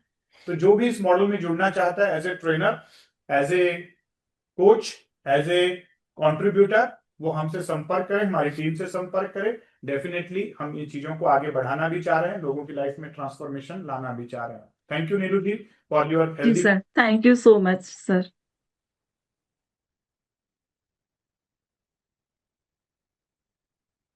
तो पांडे जी, ठीक। क्या किया जाए आगे, वापस और की तरफ बस चला जाए? बिल्कुल, अब क्लोजिंग की ओर ही चलना चाहिए, क्योंकि अब प्रश्न भी हो चुके हैं, हम लोग ये हैं। तो बस नहीं आ रहे ना किसी के, हेलो। किसी के। जी। हाँ जी। एक क्वेश्चन था सर, सब लोगों के लिए था। हाँ जी। आजकल बहुत सारी बीमारी की चैलेंज से लोग जूझ रहे हैं, तो हमारे पॉजिटिव हेल्थ में सब डिसीज रिवर्सल के लिए क्या कंसेप्ट है सर? तो अगर ये क्वेश्चन का हल, आपका व्यू क्या है सर, हमें क्या क्या करना चाहिए अगर कोई भी बीमारी है उसको रिवर्स करने के लिए हमें क्या करना चाहिए? डिजीज रिवर्सल, देखिए बॉडी के अंदर एक सेल्फ हीलिंग कैपेसिटी होती है। 90 डेज में बॉडी के 90% सेल अपने आप को रिप्लेस कर लेते हैं। लेकिन फिर डिजीज एक बार आने के बाद रिवर्स क्यों नहीं होती? वो इसलिए नहीं होती क्योंकि हम रिवर्सल के लिए उसके ऊपर कुछ काम ही नहीं करते। हम उसको मेडिसिन के द्वारा मैनेज कर रहे होते हैं, सिम्टम्स को मैनेज कर रहे होते हैं। वो करना जरूरी है ताकि डिजीज आगे ना बढ़े। लेकिन अगर आप उसे रिवर्स करना चाहते हैं तो पॉजिटिव हेल्थ जोन में पूरा एक रिवर्सल प्रोटोकॉल सिखाया जाता है, जिसमें डाइट भी है, लाइफस्टाइल भी है, जिसमें स्ट्रेस मैनेजमेंट भी है, जिसमें लाइफ फोर्स एनर्जी का बैलेंसिंग भी है, और जिसमें हेल्दी हैबिट्स भी हैं, स्लीप पैटर्न्स भी हैं, न्यूट्रिशनल और सप्लीमेंट सपोर्ट भी है। लेकिन ये सारी चीजें हम इस तरीके से नहीं देते कि आप अपनी मेडिसिन को बंद कर दें और फिर एक प्रॉब्लम में फंस जाएं। बहुत सारे लोग आके कहते हैं सर मैं मेडिसिन नहीं लेना चाहता हूं और मैं तुरंत बंद करना चाहता हूं। फिर मैं समझाता हूं कि नहीं, जब तक आपकी बॉडी अंदर से मजबूत नहीं होगी, हील नहीं होगी, तब तक आपको मेडिसिन की मदद लेनी पड़ेगी। कोई भी चमत्कार एक दिन में नहीं होता, एक सेकंड में नहीं होता, एक मिनट में नहीं होता। हाँ, चमत्कार होते हैं, चमत्कार आप खुद पैदा कर सकते हैं और वो चमत्कार पैदा करने की क्षमता आपके अंदर है। तो अगर आप डिजीज रिवर्स करना चाहते हैं, उसका एक पूरा वैज्ञानिक प्रोटोकॉल है और उस प्रोटोकॉल को आपको समझना होगा, आना होगा, मेडिसिन लेते हुए धीरे धीरे अपने बॉडी को स्ट्रांग बनाना होगा। 3 महीने, 6 महीने, 9 महीने, साल भर के अंदर आपकी डिजीज धीरे धीरे पैरामीटर्स कम आने शुरू हो जाएंगे, हेल्थ के पैरामीटर बढ़ेंगे। फिर आप अपने मेडिकल डॉक्टर की एडवाइस से जब आप उनके पास जाएंगे तो वो खुद कहेंगे कि अब आपको दवाइयों को कम करना है और धीरे धीरे एक ऐसी स्टेज आएगी जहां पर आपकी दवाइयां बंद भी हो जाएंगी। तो जो लोग समझना चाहते हैं इस प्रोटोकॉल को, जुड़िए पॉजिटिव हेल्थ जोन के साथ, क्योंकि भगवान ने हम सबको स्वस्थ बनाने के लिए, स्वस्थ बनाकर स्वस्थ रहने के लिए और समाज के अंदर पॉजिटिव कंट्रीब्यूशन के लिए भेजा है। Our body and mind knows only wellness.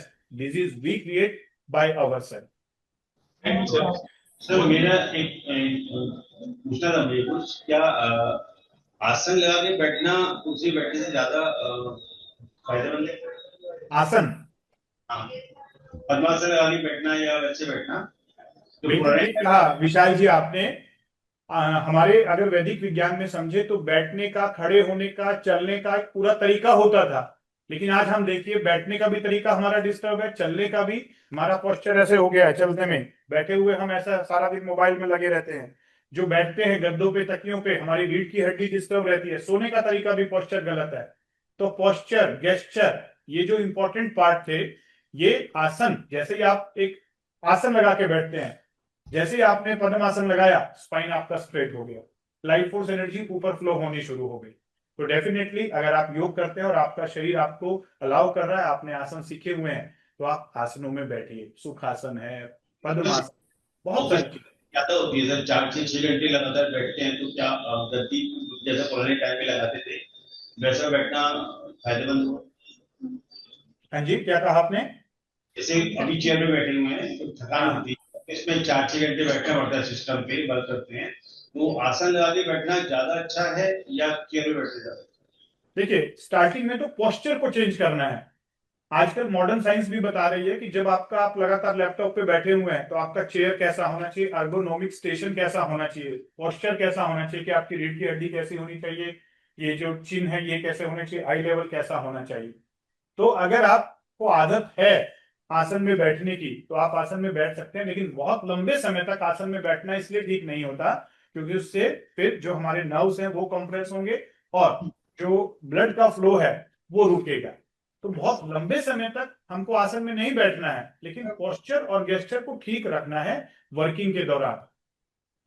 मुद्रा में आप बैठ सकते हैं, मुद्रा का कोई साइड इफेक्ट नहीं है।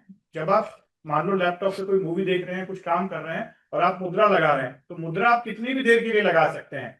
लेकिन आसन को लगाने के लिए एक पर्टिकुलर टाइम होता है, कितनी देर ही रहना चाहिए। बहुत लंबे समय तक हम जैसे पद्मासन में बैठेंगे तो उसमें न्यूरोलॉजिकल इश्यूज आ सकते हैं।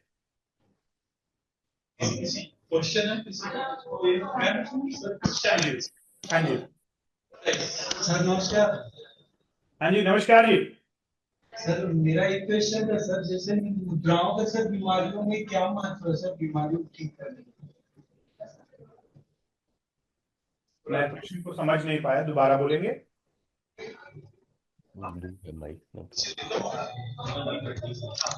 सर मेरा प्रश्न ये था सर कि मुद्राओं का बीमारियों को ठीक करने के लिए क्या महत्व है, कुछ काम आता है? मुद्राओं का क्या रोल है? देखिए, मुद्रा क्या है, कोई ऐसा नहीं कि ये कोई जादू चीज है। मुद्रा क्या है, जब हम इस मुद्रा को ऐसे लगाते हैं, इसको हाथ की अंगुलियों को एक दूसरे से जोड़ते हैं, तो हमारे अंदर की जो नाड़ियां हैं उनके अंदर लाइफ फोर्स एनर्जी का प्रवाह बढ़ जाता है। तो ये जो लाइफ फोर्स एनर्जी है, ये पूरी बॉडी के अंदर जो 72,000 नाड़ियां हैं, 114 चक्र हैं, इसके अंदर 5 प्रकार की प्राण ऊर्जा होती है। अपान, समान, व्यान, उदान। ठीक है, अपान, समान, प्राण, व्यान और उदान, ये 5 प्रकार की जो लाइफ फोर्स एनर्जी है, आप इसे ऐसा कह सकते हैं 5 प्रकार का करंट जाता है। तो जब हम अलग अलग मुद्रा को अलग अलग उंगली के साथ ऐसे बनाते हैं, अंगूठे और उंगलियों के द्वारा, तो करंट जो है, लाइफ फोर्स एनर्जी अलग अलग एरिया में ट्रांसफर हो जाती है। आप इसको इस तरीके से भी कह सकते हैं कि पूरा शरीर एक 7 मंजिल का घर है, जिसमें 7 ट्रांसफॉर्मर लगे हुए हैं, वायरिंग जुड़ी हुई है, और उनका रिमोट कंट्रोल इन मुद्राओं के पास में है। तो इसीलिए जैसे ये एक मुद्रा मैं आपको बता दे रहा हूं, ये है अपान वायु मुद्रा। ऐसे आपने बनाया और ये उंगली को यहां जोड़ा। एक मुद्रा में आप बैठ सकते हैं कितनी देर, जितनी आपकी उम्र है। मान लीजिए आपकी उम्र है 65 ईयर्स, तो आप 65 मिनट आपको इस मुद्रा में बैठना है। ऐसा बैठने से जो लंग्स और हार्ट है, उसके अंदर में लाइफ फोर्स एनर्जी बढ़ेगी। तो आप जब बैठे हुए हैं तो भी आपका ब्लड फ्लो और आपका जो लाइफ फोर्स एनर्जी फ्लो है वो बेटर रहेगा। अगर हम वैदिक कल्चर की बात करें पांडे जी, तो जो गुरुकुल होते थे उसमें देखिए, जब स्टूडेंट को बिठाया जाता था, जमीन पर बिठाया जाता था और मुद्रा लगा के बिठाया जाता था, आसन लगा के बिठाया जाता था, ताकि उनकी जो नाड़ियां हैं वो खुली रहें और लाइफ फोर्स एनर्जी का ग्रहण अच्छा रहे। जो स्टूडेंट हैं उनको ज्ञान मुद्रा में बिठाया जाता था, ताकि ब्रेन के अंदर में एनर्जी का फ्लो बढ़े और जिससे उनका जो ग्रास्पिंग पावर है, कैप्चर पावर है। फिर धीरे धीरे जब हमारा टाइम था सुभाष जी, हमारे टाइम में वो लकड़ी के बेंच होते थे और उसमें हमको ऐसे बैठना ही पड़ता था, ऐसे आराम से नहीं बैठ सकते थे, ऐसे बैठना पड़ता था, स्ट्रेट रहता था, नहीं तो गड़ेगा वो। क्यों गड़ेगा? तो फिर वो मुद्रा ठीक रहती थी, पोस्चर ठीक रहता था। लेकिन आजकल हम देखेंगे स्कूल कॉलेजेस में भी जो है गद्दों वाली सीट आ गई हैं, बस के अंदर भी गद्दों वाली सीट आ गई हैं। तो ऐसे करते करते हमारा पोस्चर और गेस्चर गड़बड़ होते जा रहा है, और जिसकी वजह से जो मुद्राएं हैं, मुद्राएं फिर से हेल्प कर सकती हैं लाइफ फोर्स एनर्जी को बढ़ाने में। छोटे छोटे टिप्स हैं, लेकिन इन टिप्स के अलावा केवल टिप्स नहीं समझना है, हमें पूरे वैदिक विज्ञान को समझना है, ताकि मैं अपनी पर्सनल लाइफ को, प्रोफेशनल लाइफ को, फैमिली लाइफ को, सोशल लाइफ को और अपने आसपास के सारे लोगों को ट्रांसफॉर्म कर सकूं। तो वैदिक विज्ञान में डॉक्टर साहब ये भी है ना कि एक तो लाइफ फोर्स एनर्जी का कॉन्सेप्ट हुआ, और दूसरा जो पंच महाभूतों का है, उंगलियों में ही 5 महाभूत हैं, एक दूसरे को जोड़ने से हमारे वो पंच महाभूत बैलेंस होने लगते हैं, जो हमको डिसीज से साथ बचाते हैं और हेल्दी रखते हैं। राइट। फायर, वाटर, अर्थ, एयर और ईथर, आकाश, ये 5 तत्व इसमें है। आप जिसके साथ जिसको जोड़ते हैं वो पंच महाभूत बैलेंस हो जाना शुरू हो जाता है। तो वैदिक विज्ञान मुद्राओं के साथ साथ ये भी बात करता है कि हमको बाहरी दुनिया में भी 5 तत्वों का बैलेंस बना के रखना है। खुली हवा में रहना है, खुले आकाश के नीचे रहना है, और ज्यादा अर्थ के कांटेक्ट में रहना है। तो सारी चीजें हैं वैदिक विज्ञान में। बहुत बढ़िया, हम इस विषय पर आगे फिर जुड़ेंगे, क्योंकि एक पूरा विज्ञान है मुद्रा का, आसन का, पंच महाभूत का। आज के इस टॉपिक को हम यहीं पे क्लोज करते हैं पांडे जी, क्योंकि समय भी टाइम हो गया है। हो चुका है। और एक कहावत याद आ रही थी डॉक्टर साहब, कि कहा गया है कि सबसे अच्छी दवा वही है जिसकी कभी जरूरत ही ना पड़े। तो हेल्थ, पॉजिटिव हेल्थ में वही है, और सबसे अच्छा डॉक्टर भी वही है जो कम से कम दवाई लिखें या बिना दवाई के इलाज करें, जिसके पास मरीज कम से कम आए।